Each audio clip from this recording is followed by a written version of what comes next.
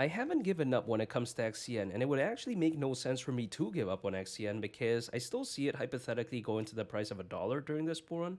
But not only that, even though nothing I say is financial advice, I still think that this bull run is far from over. I get it, XCN is having a pretty big pullback. I understand how when it comes to something like, the crypto space, even Bitcoin as of right now, it's not doing the best. At least as of right now at the time of this recording. A lot of people seem to be panic selling, but in my opinion, I just don't see why it would be over this quickly, if that makes sense. I think what we saw with XCN was just really a small taste of what's to come in the future. Take a look at this, right? Back in 2021, during that early times, like in February or March, did many people believe that Dogecoin was going to reach over $80 billion in market cap months later? Did many people believe that Shiba Inu was going to reach around $40 billion in market cap months later? I think probably not. If they did, then they would probably just all FOMO into like a Shiba Inu or Dogecoin. I'm not saying they're the only ones that did well, but I'm just saying in this make believe scenario, right? But then clearly, not many people did that. Well, at least not like 90% of crypto owners or something like that, in my opinion. Which is why I think that sometimes people don't really know what something could be moving forward. But personally, for me, even though I'm not saying I'm going to be 100% correct, the way I take a look at it is that I've looked back in history, I've seen time and time again, you know, these good projects having a pullback. Even take a look at Floki. I was holding Floki for a very long time. I'm still holding Floki, by the way. At one point, I was down around 98%. Can you imagine that? Now, what happened? When Floki was down, I was accumulating, then it did around a 30x. So just let that sink in. Now, of course, Floki's having a pullback, along with a bunch of other altcoins, but I'm just saying, I'm still up by a lot when it comes to Floki, theoretically.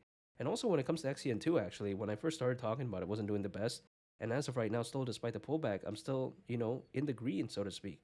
But some people may think that, oh yeah, because XCN is doing this, it's game over. Well, I'm just going to think about this logically, right? As long as something like Ripple, aka XRP, and Stellar, aka XLM, still have a bright future, I think so will XCN. The reason being is because when I take a look at the meme coin space, so to speak, right?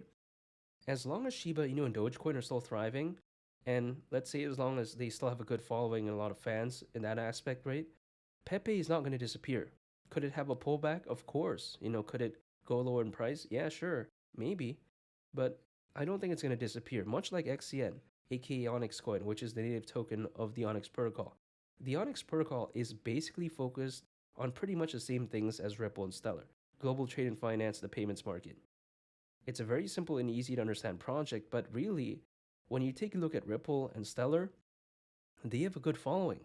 And a lot of them, sometimes they want to look for the next quote unquote XRP or XLM, in a sense that they want to look for the miniature version of that. And XCN, doesn't that kind of perfectly fit the bill? Even the name is kind of similar. Again, XRP, XLM. You take a look at XCN. I mean, come on, right? This is something that I believe could be very special. And think about why even this year could maybe be special. Take a look at Charles Hoskinson, who not only is the co-founder of Ethereum, but the founder of Cardano. Even he predicts that based on, November 24 last year, he did say that 1 or 2 years from then, he could very well see Bitcoin reaching anywhere between $250,000 all the way up to $500,000. I mean, as a worst case, that's $250,000. I mean, can you imagine that? Now, I'm not saying it's going to be 100% correct, but just think about how well something like XCN could do if that were to happen.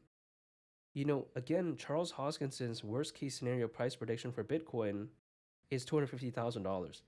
Bitcoin hasn't even reached half of that yet, right? Just think about that. It was struggling to maintain $100,000.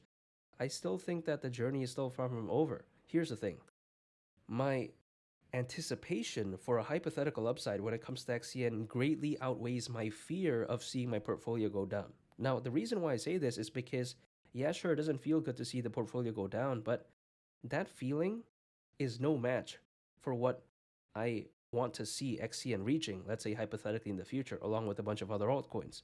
So again, my desire to hypothetically quote unquote win, I should say, right, is greater than my fear of losing in this case. That's the way I take a look at it.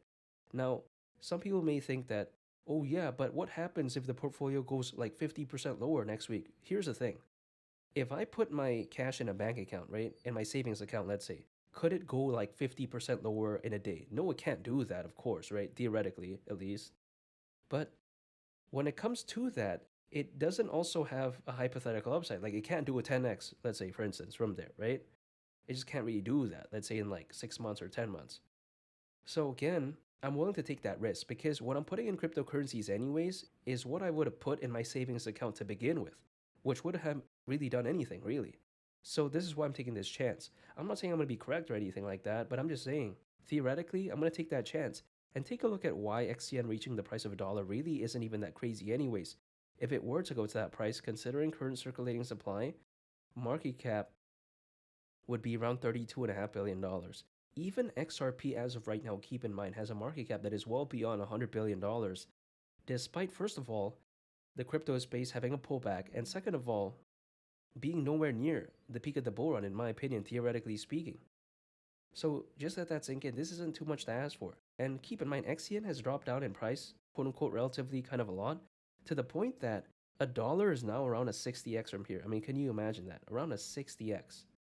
So the way I view it is that when it comes to XCN, it's this amazing altcoin, which I believe in, which isn't necessarily doing the best as of right now because of the pullback, but I do believe this has a bright future because eventually things are going to turn, in my opinion. Things can only go so low, in my opinion, before sometimes there is nowhere to go but back up again, which is why I'm not giving up. And when you take a look at the Bitcoin ETF, the Ethereum ETF, the number of institutional investors, the amount of enterprise adoption, I just don't think this board is going to be really bad. And keep in mind, there's currently over 600 million crypto owners, according to Crypto.com research. And now, just let this number sink in. That's over 500,000,000 individuals owning cryptocurrencies. Now, granted, this isn't even 10% of the world's population. I'm totally aware of that. But when you take a look at 2021, during the peak of that bull run, there was roughly around 300 million crypto owners. Now we pretty much have double. So just let that sink in again. I think this bull run is really gonna hypothetically be something to look forward to, at least for me. I can't speak on anyone's behalf. I'm not telling anyone to buy XCN. I can only do what I, have in my mind, right? In this case, which is why I still believe in it and I'm not giving up. Anytime I earn income, I acquire a hold and I just wait. Again, I could care less about what happens to my portfolio next week or the next 2 weeks. I'm still gonna be acquiring XCN because I'm just dollar cost averaging. Acquire, hold, and I just wait. Literally, that's it. I'm pretty much using the same strategy that Warren Buffett is using. And yes, I'm talking about, Warren Buffett here. And, he's pretty much been doing that for, quite a while now, right? And I just don't see why, if it works for him, why wouldn't it work well for me, at least theoretically? And that's why I'm still dollar cost averaging. I'm still believing in this. And again, at the price of a dollar during this run when it comes to XCN, that wouldn't surprise me whatsoever. And I refuse to give up. And make sure to subscribe if you gain value from this video. I'd greatly appreciate it. It's been Lee the Captain, and I'll catch y'all in the next one. I'm a peace. Bye.